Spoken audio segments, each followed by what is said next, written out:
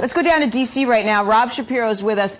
He is a former economic advisor to the John Kerry presidential campaign. He's also worked with Obama, Clinton, Gore, Kerry. Geez, you're not a Democrat, are you?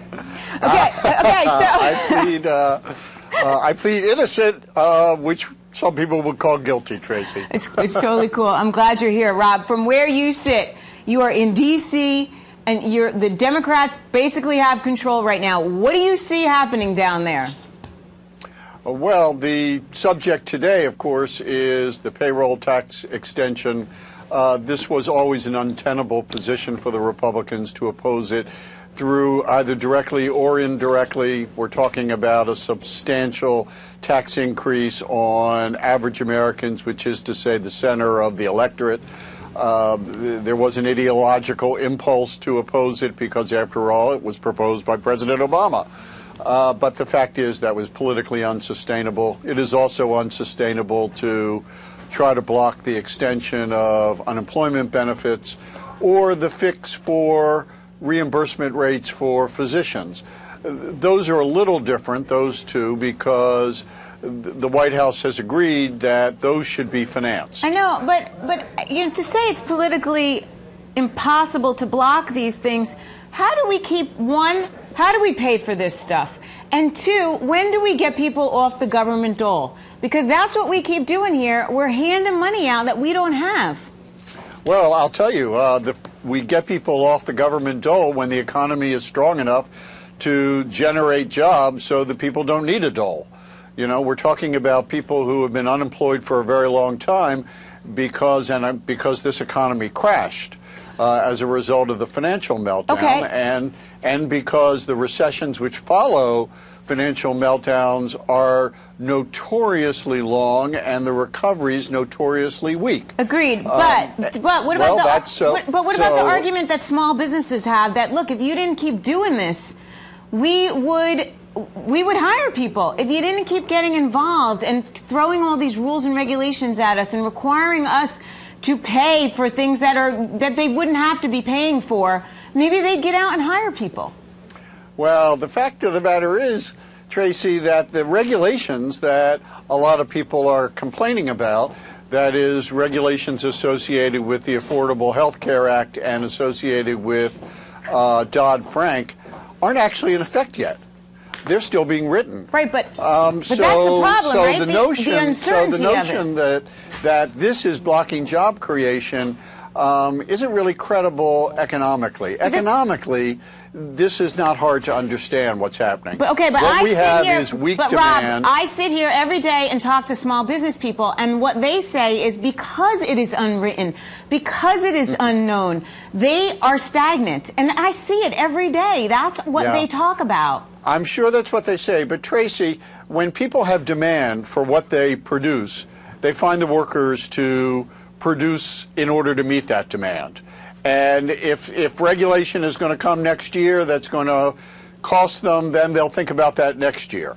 The fundamental fact here is that businesses are not investing at high rates or hiring at significant rates because demand is still low, is way below potential. If you've got customers who say, we want your product and we want your service, you find the employees and the plant and equipment to meet that demand. Okay, but we're putting the onus back on the consumer, which I think is fundamentally wrong. But that being said, the consumer is home doing the same thing. I don't know what's coming down the pike. I don't know what I'm going to have to owe. College is costing me an arm and a leg. I can't get out there and demand products because I don't have any money and I don't have the ability to print it like the government does. Well, that's one of the reasons you need to extend the payroll tax cut so that you don't further reduce the resources of consumers. But actually, there's actually, Tracy, some pretty good news in the data on this precise issue. What we had for the last several years was depressed demand that really reflected families trying to deleverage. Their debt was way too high relative to their income, relative to their wealth, because their assets, the value of their assets had fallen so much, particularly through the fall in housing values. So there's been this deleveraging process, and indeed, in the end of 2007, debt service for mortgages, credit card, and auto loans as a share of people's incomes hit a historic high record. Well, actually, by November of 2011, we were back to 1993 levels in terms of that debt service. But then come holiday season, we started charging things up again, and so we're basically on the wrong path.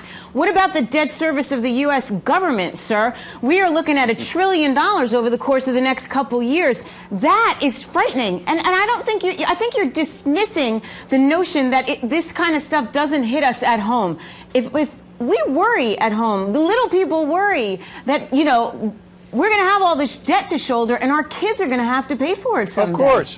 Of course people worry about it. And of course it's a problem. We know we have both a deficit problem that's driven by economic conditions arising ultimately out of the collapse of the financial system in 2008, and we also have structural issues, and those structural issues, we know where they lie. They lie primarily in health care, in the Medicare and Medicaid systems, and they lie, from my perspective, in a diminished tax base. So, okay, let's take your points, though. Let's take your points here.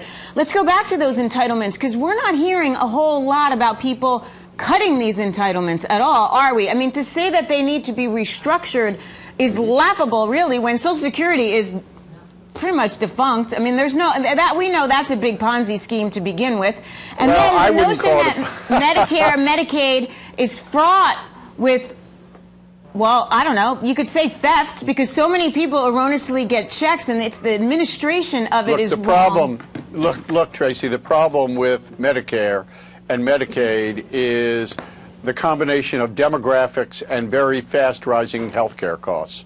This is, you know, yes, there are always issues of fraud. They've been around as long as you have big government programs. It happens in the private sector, it happens in the public sector.